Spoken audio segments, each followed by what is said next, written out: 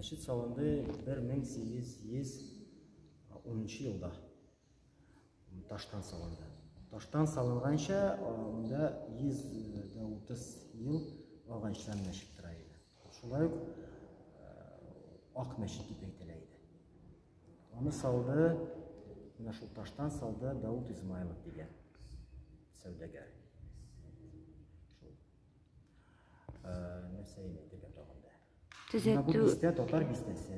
Татар бистәсенең монда бар Гилянский двор дигәне бар Бухарский двор, Агрыжанский двор дигәне.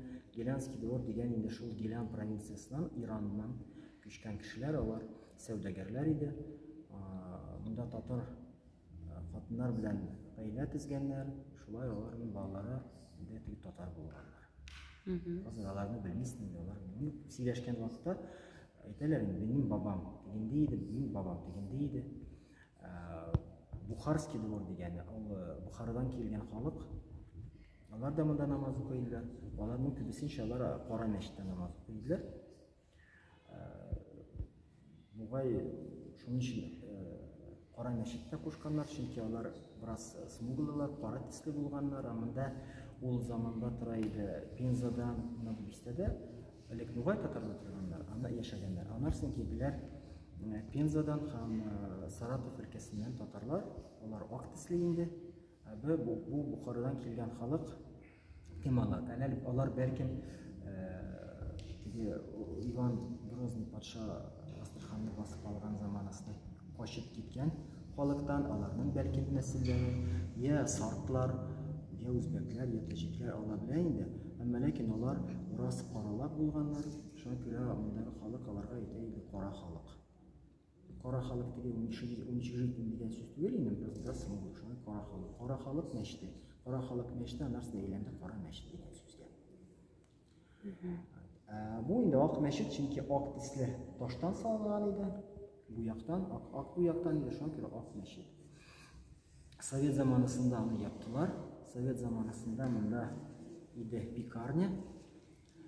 40-нчы елларда призывной пункт. 80-нчы елларда монда 90-нчы елга кадәр монда галантерейный цех иде.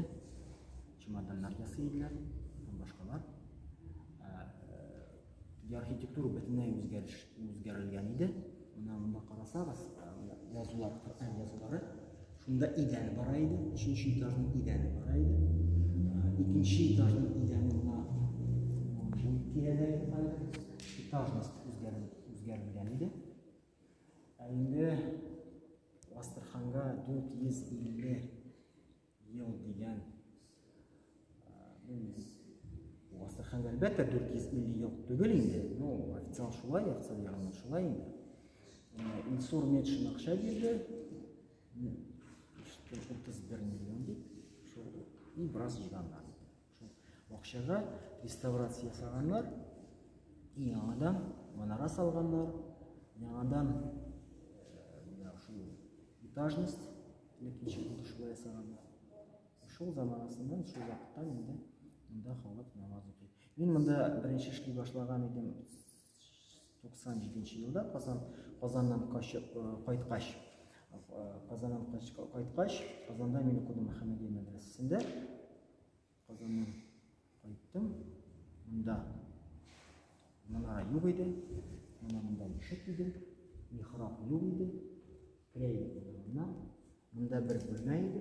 Монда бухгалтер утыра иде. Монда Дималаев утыра иде. Монда председатель утыра иде. Монда бер бина иде, анда бер нәрсә дә юк иде. Бу якта баскыч. Бу якта туалет. Теге якта бөтенләй, теге курша-кура әйберләр ята иде шулай. Баскыч белән менә идек 2-нче этажга. 2-нче этажда менә хәзер люстра бар. Ул монда идән иде. 2-нче этажда шунда намаз укыйбыз. Хәзер инде анда хатын бүлмәсе, анда хәзер намаз укыйлар хатыннар. Менә бу мәчетләр күпме монда Астраханда? Ничә мәчет бар? Астраханда шәһәрнең үзендә 12 мәчет. 12 мәчет. Менә татарлар күпме, йөрүчеләр күпме мәчеткә? Бу мәсәлән сезнең мәчет. Ягыннан бөтен мәчетләрне бердән башка бөтен мәчетләрне салганнар татарлар. әйткән татарлар дип әйтәбез без инде татарлар, әмма ләкин анда Бухарадан да килгән халык иде, алар да катнаша иделәр. Гиланнар да, Гилан халкы да катнаша иде. Инде бер мәчет аны персианнар салганнар, Персидская мечеть дип әйтелә, шиитларның мәчетләре.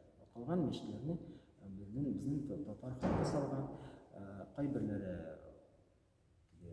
Нижгарлар, кайберләре Казан ягыннан, Уфа ягыннан күчеп килгән һәм монда яшәп килгән татарлар.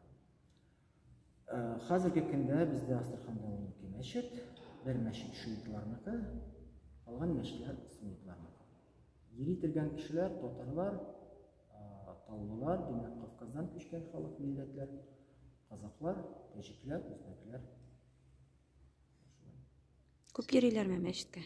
Мин әйтмәс идем, татарлар күп йөриләр дип.